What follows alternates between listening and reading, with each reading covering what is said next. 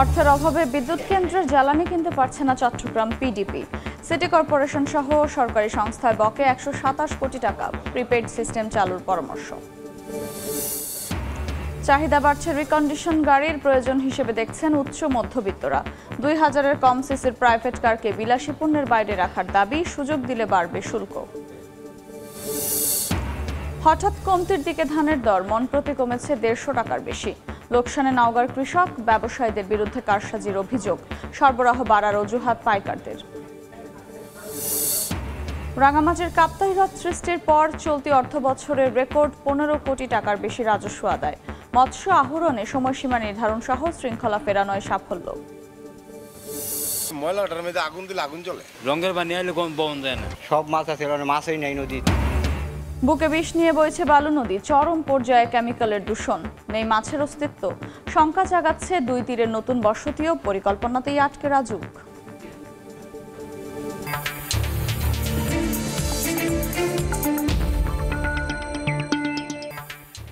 দেখছিলেন শিরোনাম। আমন্ত্রণ জানাচ্ছি দেশ ও দেশের বাইরের অর্থ বাণিজ্যের নানা খবর নিয়ে আমাদের নিয়মিত আয়োজন এ সময়ের বাণিজ্যে। আপনাদের সঙ্গে আছি আমি আফরোজা মৌটুসী। টাকার অভাবে বিদ্যুৎ কেন্দ্রের জন্য প্রয়োজনীয় জ্বালানি কিনতে পারছে না চট্টগ্রামের বিদ্যুৎ উন্নয়ন বোর্ড পিডিপি।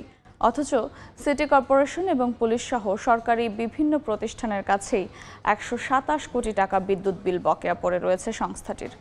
এর মধ্যে সিটি কর্পোরেশনের কাছেই বকেয়া প্রায় 64 কোটি টাকা। শাখা ত্রিপুর ক্যামেরায় বিস্তারিত জানাচ্ছেন কমল দে।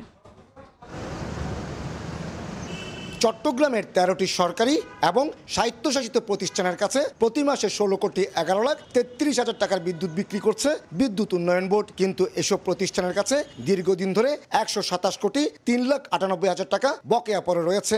এই অবস্থায় টাকার অভাবে প্রয়োজনীয় জ্বালানি কিনতে না পেরে সংকটে পড়েছে পিডিবি। আমাদেরকে ভোগাচ্ছে হলো সরকারি বকেয়াগুলো, যেটা ওনারা সময় মতো পরিশোধ করছেন না, যার কারণে আমরা আমাদের যে কালেকশন, যেটা বিদ্যুৎ বিক্রি করা, যে অর্থ যেটা দিয়ে আমরা আবার বিদ্যুৎ কেন্দ্রের জন্য জ্বালানি কিনি, সেটা আমরা করতে পারছি না। পিডিবির বকেয়া তালিকা অনুযায়ী সিটি কর্পোরেশনের কাছে সবচেয়ে বেশি বকেয়া রয়েছে 63,95,00,000 টাকা। এরপরেই প্রতিরক্ষা মন্ত্রণালয়ের অধীন বিভিন্ন সংস্থার কাছে পাবে 30,68,00,000 টাকা।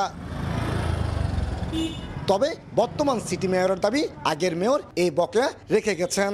আমার সমস্ত বিল আমি পরিশোধ করে দিই। হ্যাঁ, কিছু টাকা বিদ্যুৎ বিভাগের রয়েছে, এগুলো হচ্ছে পূর্ববর্তী মেয়রের আমলে।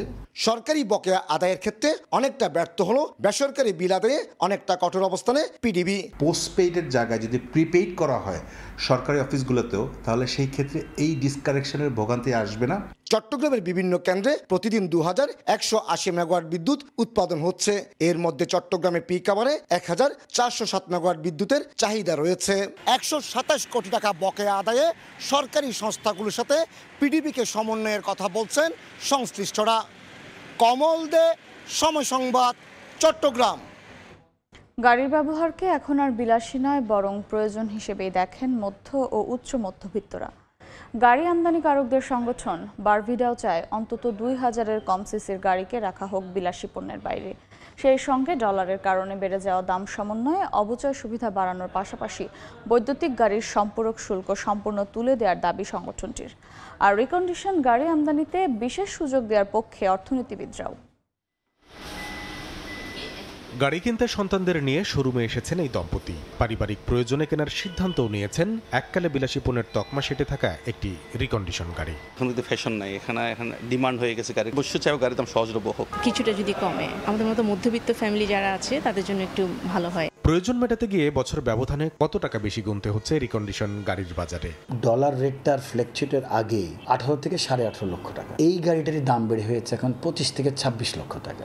বিলাসী পণ্যের তকমা লাগায় বাংলাদেশ ব্যাংক আমদানি সংকোচন নীতিতে চললে প্রথমেই চাপে পড়ে গাড়ির বাজার। তাই আসছে বাজেটে অন্তত 2000-এর কম সিসির রিকন্ডিশন গাড়িকে বিলাসী পণ্যের তালিকার বাইরে রাখার দাবি বারভিডার। দাবি রয়েছে উন্নত গণপরিবহন আমদানিতে সুবিধা বাড়ানোর। 1500 সিসির গাড়ি বা 1800 সিসির গাড়ি, এটাকে আপনি কোনোভাবে লাক্সারি আইটেম বলতে পারেন না। এটা একটা নেসেসিটি আইটেম এখন, এটার একটা প্রতিচ্ছবি আমরা বাজেটে দেখতে চাই। পাবলিক ট্রান্সপোর্টটাকে আরও কিভাবে সহজ করা যায় এটারও একটা প্রতিফলন আমরা বাজেটে দেখতে চাই। মধ্যবিত্তের নাগালে রাখতে আসছে বাজেটে রিকন্ডিশন গাড়ি আমদানিতে অবচয় সুবিধা বাড়ানোর সঙ্গে সম্পূরক শুল্ক তুলে দিয়ে বৈদ্যুতিক গাড়ির বাজার সম্প্রসারণের সুযোগ চায় বারভিটা। 35% অবচয় পায়। মিনিমাম যদি এটা 50% করা হয় তাহলে ডলারের ফ্ল্যাকচুয়েশনের যেই অ্যামাউন্টটা বেড়েছে সেটা অনেকটা মিনিমাইজ হবে। ইভি গাড়িগুলো সাপ্লিমেন্টারি যে ডিউটিটা আছে সেটা আমি মনে করি 0 করা উচিত। সাপ্লিমেন্টারি 20% আছে।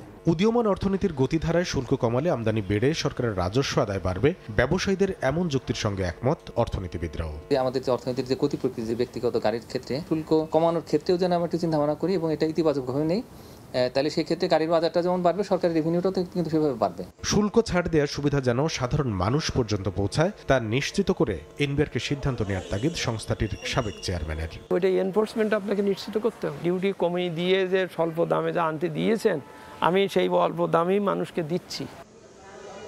দিন শেষে ছুটে চলা মানুষের চাওয়া, তার উপর থেকে কমুক বাড়তি ব্যয়ের বোঝা, গতি আসুক ব্যবসা বাণিজ্যে, চাঙ্গা হোক অর্থনীতি, যার সুফল ভোগ করবে সমাজ ও রাষ্ট্র। আর এই বিশাল কর্মযোগ্য করতে সরকারি আয় ব্যয়ের হিসাব মেলাতে মুনশিয়ানা দেখাক জাতীয় রাজস্ব বোর্ড এনবিআর। কামরুল হাসান সবুজ, সময় সংবাদ, ঢাকা। ধানের যোগান বেড়েছে নওগাঁর হাটগুলোতে, আর বাড়তি যোগানে প্রতিমণ ধানে কমেছে 180 টাকা পর্যন্ত। সপ্তাহ ব্যবধানে এমন দরপতনে লোকসানে কৃষকেরা, আর কারণ হিসেবে ব্যবসায়ীরা দিচ্ছেন নানা অজুহাত। এমআর রকির রিপোর্ট, ছবি তুলেছেন রকিবুল ইসলাম। কাকডাকা ভোর থেকে বেচা কেনার কারবার, বেলা বাড়ার সঙ্গে সঙ্গে রাস্তার দুপাশে বাড়তে থাকে ধানের স্তূপ। চলতি সপ্তাহে সব ধরনের ধানের সরবরাহ বেড়েছে নওগাঁর হাটে, তবে বিক্রি করতে গিয়ে হতাশায় চাষিরা। দর কমেছে মন প্রতি 160 থেকে 180 টাকা পর্যন্ত। এর পেছনে ব্যবসায়ীদের কারসাজিকে দুষছেন কৃষকেরা। তো বাজার খুবই কম, 1060 টাকা দাম আমি বেচলাম। লেবারের খরচ বেশি, লোকজন পাওয়া যায় না, এই সমস্যা। এখন কৃষক বাঁচবে না, কৃষক মরে যাবে।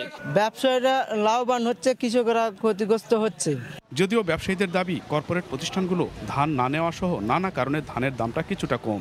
আমাদের মহাদেবপুরে ম্যাক্সিমামলি দেউলিয়ার পথে ধানটা কিনবে কে, আর এই ব্যবসাটা চলে গেছে কর্পোরেট কোম্পানির হাতে। কোম্পানিরা মানে কি করছেন, অ্যামালগেট হয়ে সমস্ত বাজার নিয়ন্ত্রণ নিয়ে নিয়েছে।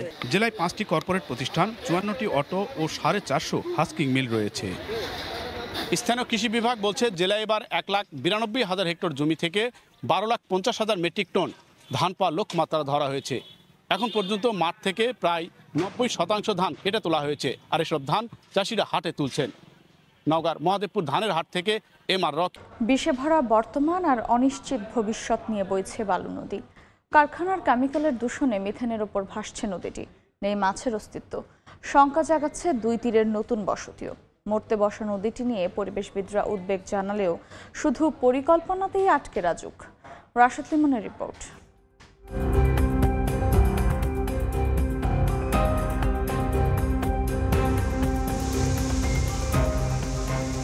যাত্রা শুরুটা মোহনা থেকেই। সবার আগে চোখ আটকাবে নিকষ কালো পানি। বোঝার বাকি থাকে না সর্বনাশ যা হবার হয়েছে আগেই। মানুষে দেখলেই পানিটা দেখলে মানুষের মনটা নষ্ট হয়ে যায়। একদিকে শীতলক্ষা থেকে আসা দূষিত পানির প্রবাহ, অন্যদিকে তুরাগের দূষণ, দুয়ে মিলে যেন গলা টিপে ধরেছে বালুর। যাত্রাবাড়িতে দইরা বামল দেল্লা মেলের বাণী আসে, ড্যাঙ্গের বাণী। যতটুকু যাওয়া যায় এই কালো পানির প্রবাহে একটা জিনিস সবার আগে চোখে আটকাবে, এর বুদবুদ যেন বইছে ফুটন্ত পানির প্রবাহ গ্যাসের মতো। এরপরে আপনার একটা ট্রলার চলে, ওই ট্রলারে যে ফেনাটা উঠবো নদীতে, একটা ময়লা উঠে লাগে, ওই ময়লাটার মধ্যে আগুন দিলে আগুন জ্বলে। এই পানির অবস্থাটা কি? এই সাধারণ মানুষগুলো এরই মধ্যে বুঝে গেছে যে বিষে ভরে গেছে এই বালু নদীর পানি। তাই তো তাদের স্বাভাবিক ব্যবহার যত দূরের কথা, পশু পাখিকে খাওয়ানো তো বাদ দিলাম, তাদের গোসলের জন্যও এই পানি আর ব্যবহার করতে স্বস্তি পান না তারা। গবেষণা বলছে দীর্ঘদিন ধরে কেমিক্যালের প্রভাবে পানির নিচে তৈরি হয়েছে মিথেনের স্তর। এই বালু নদীতে যেই মানে উদ্ভিদ কণাগুলো ছিল, যেটা মাছের খাবার হিসেবে ছিল বা প্রাণী কণা ছিল, সবার আগে কিন্তু দূষণের ফলে কিন্তু এরা মারা যাবে। সারি সারি এই বাঁশের কঙ্কালি বলে দিচ্ছে কিছুদিন আগেও জলজ প্রাণীর অস্তিত্ব থাকলেও এখন তা পুরোপুরি বিলীন। আগে যেই মাছ আছিল, বোয়াল মাছ, চিংড়ি মাছ, রুই মাছ, সব মাছ আছিল, মাছই নাই নদীত। বালুকে কেন্দ্র করে এর দুপাশে তৈরি হয়েছে যাচ্ছে বর্ধিত ঢাকার নতুন আবাসন প্রকল্প। সেদিক যেতেই প্রথমেই দেখা হলো গনি মিয়ার সঙ্গে। বছর কয়েক আগেও এই নদীতে মাছ ধরে জীবিকা নির্বাহ করলেও এখন ধরেছেন বিকল্প পথ, নদীর জলে বোতল কুড়ান তিনি। মাছ তো পচা মানে মুড় আছে, মাছ নাই বোতল একটু হয় মাঝে মাঝে এই চলি। বিশেষজ্ঞরা প্রশ্ন তুলেছেন, পরিকল্পিত এসব নগরায়ন কতটা নদী বান্ধব। নির্বিচারে গ্রাউন্ড ওয়াটার উত্তোলনের যে ধারাবাহিকতা আমরা যদি পূর্বাঞ্চল এবং পূর্বাঞ্চলের পাশের যে পুরো অববাহিকার অঞ্চলে দেখি, তাহলে তো কিছুদিন পর বালু নদী এমনি শুকিয়ে যাবে। এই পানিটাকে পানি বলে ডাকারও সুযোগ থাকবে না যদি এই সমস্ত দূষণগুলো আরো বাড়তে থাকে। রাজুক বলছে দূষণকারীদের বিরুদ্ধে ব্যবস্থা নেয়ার কথা। সমন্বয় করে কাজ করছে, আশা করি যে শীঘ্রই এ বিষয়ে একটা কাঙ্ক্ষিত সিদ্ধান্তে পৌঁছাবে। যদিও এমন আশ্বাসে পুরোপুরি আস্থা রাখতে পারছেন না নগরবিদরা। তবু নদীকেন্দ্রিক মানুষগুলো এখনো স্বপ্ন দেখে আপন রং ফিরে পাবে এই কালো পানি। দূষণের বদলে আবারও এই জলাধারে জায়গা করে নেবে জলজ প্রাণী। দুপারে জেগে ওঠা নগরায়নের পরিকল্পনায় একটু হলেও জায়গা পাবে এই বালু নদী। রাশেদ লিমন, সময় সংবাদ, ঢাকা। ভারতের পশ্চিমবঙ্গে লোকসভা নির্বাচনের কারণে টানা 5 দিন বন্ধ রয়েছে বেনাপোল পেট্রাপোল বন্দরে আমদানি রপ্তানি বাণিজ্য। বিস্তারিত জানাতে বন্দর এলাকা থেকে সরাসরি যুক্ত হচ্ছেন সহকর্মী আজিজুল হক।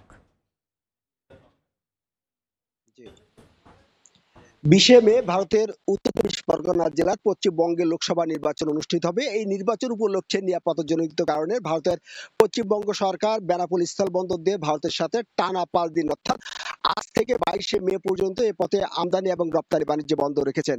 একই সাথে আমরা দেখেছি কিন্তু নিরাপত্তাজনিত কারণে এ পথে বেনাপোল স্থলবন্দর দিয়ে পেট্রাপোল বন্দরের মধ্যে যে পাসপোর্ট যাত্রী যাতায়াত করেন, সে পাসপোর্ট যাত্রী অর্থাৎ ট্যুরিস্ট, মেডিকেল, ট্যুরিস্ট, বিজনেস এবং যে স্টুডেন্ট ভিসার যে পাসপোর্ট যাত্রী আছেন, সে পাসপোর্ট যাত্রীর যাতায়াতেও কিন্তু 3 দিন নিষেধাজ্ঞা দিয়েছেন। অর্থাৎ আজ থেকে 20 মে ভোট গণনা শেষ না হওয়া পর্যন্ত কিন্তু এ পথে যে ট্যুরিস্ট ভিসা পাসপোর্ট যাত্রী আছে তারা যাতায়াত করতে পারবেন না।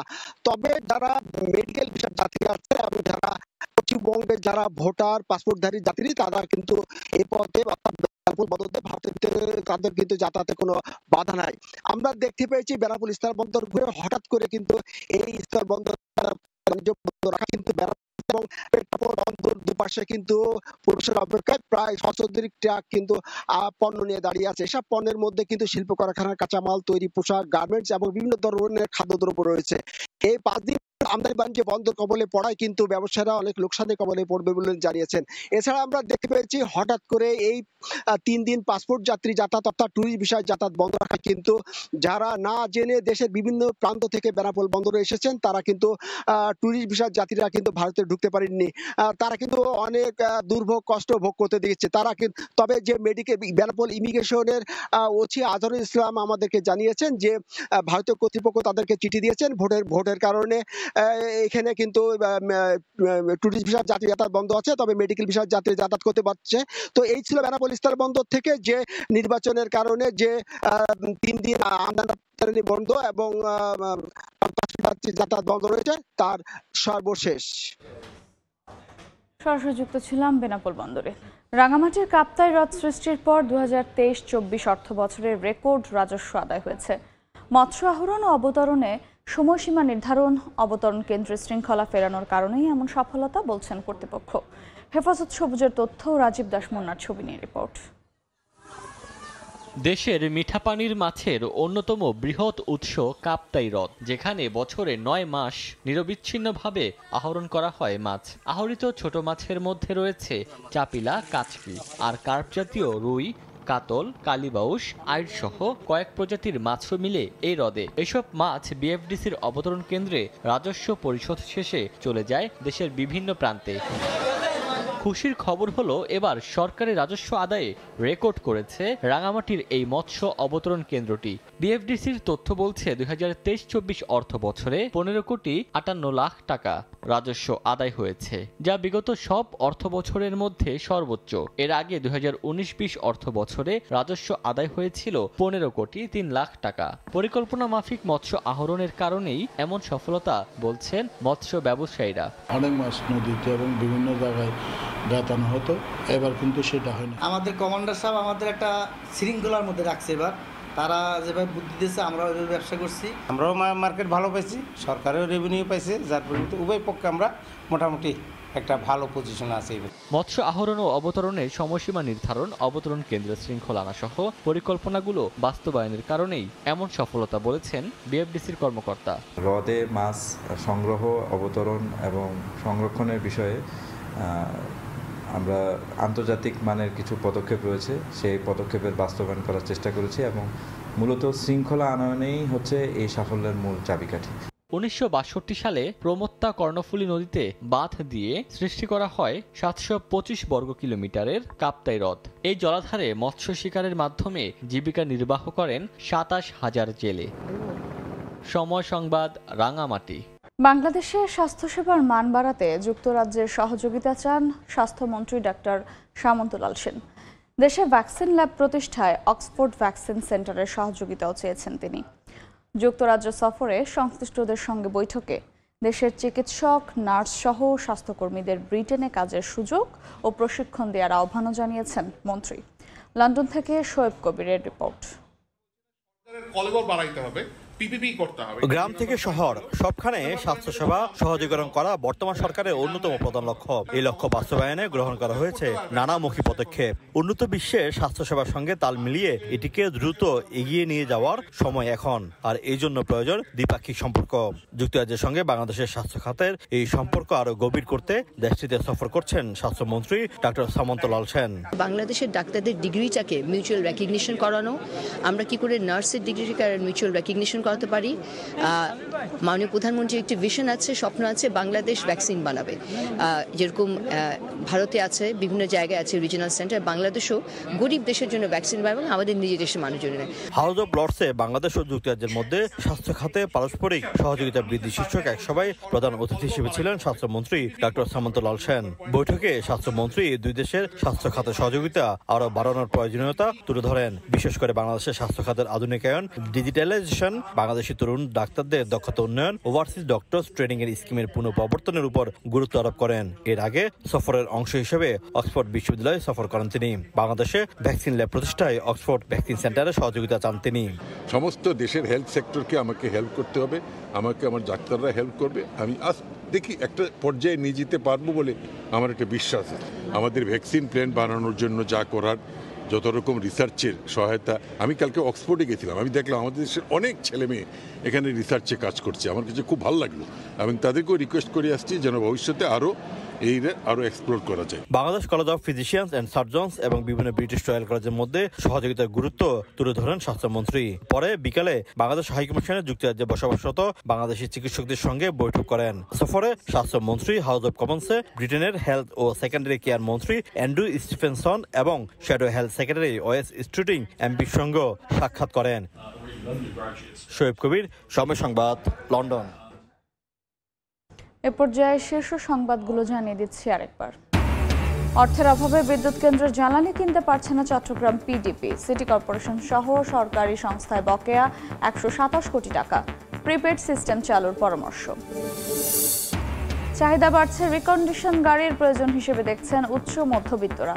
2000-এর কম সিসির প্রাইভেট কারকে বিলাসী পণ্যের বাইরে রাখার দাবি, সুযোগ দিলে বাড়বে শুল্ক। এবং হঠাৎ কমতির দিকে ধানের দর, মন প্রতি কমেছে 150 টাকার বেশি। লোকসানে নগর কৃষক, ব্যবসায়ীদের বিরুদ্ধে কারসাজির অভিযোগ। সরবরাহ বাড়ার অজুহাত পাইকারদের।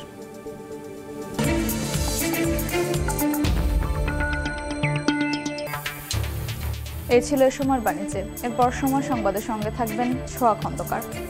ধন্যবাদ মৌটুসী। সময় সংবাদ নিয়ে ফিরছি কিছুক্ষণ পর, সঙ্গে থাকুন সময়ের।